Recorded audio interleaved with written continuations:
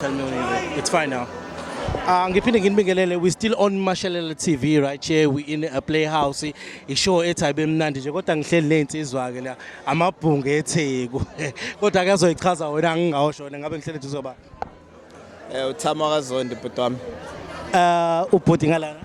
Usenda wakantenga mfowethu. Inkosazana. Khanyisa kayinza. So sengibuza nje yini mhlambe into enibe enenza ukuthi nibe la namhlanje, why ni la out of all places kwaziwa phela ulehlanu indawo ejala kuba kumnandi makuusuku, so why ni la?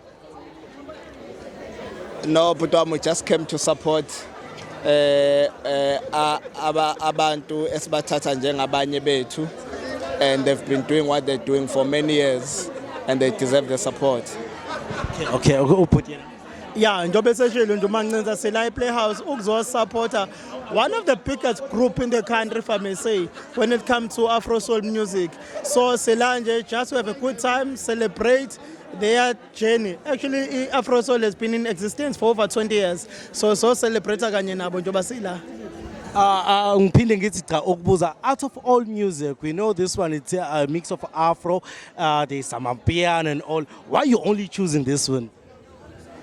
Look, it resonates with us as Africans, you know, even the type of music that they sing, besides that they are Afrosoul themselves, but they sing Afro. We're here and we are Africans. So it resonates with us and it's who we are, and when they sing, bathintathin.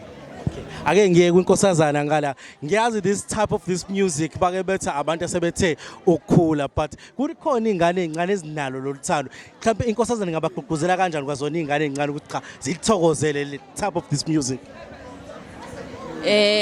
Ingane ezincane ngayigqugquzela ngempela ukuthi ziwuthande lo hlobo lomculo. Ngithanda ngendlela abawucula ngayo, iyafana nokuthi benza a play which then accommodates young people.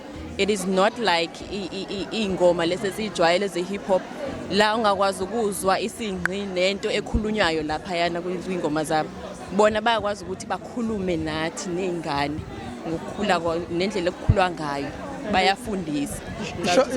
And shona baby ukuthi abahlambalazi umculo abawuhlambalazi, awupromote idakamizwa, awupromote utshwala.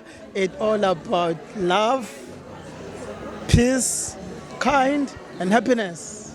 No, asibonge kakhulu, ngibonga ngathi kube nani qhubani nithokozela usuku konke kube mnandi, siyabonga.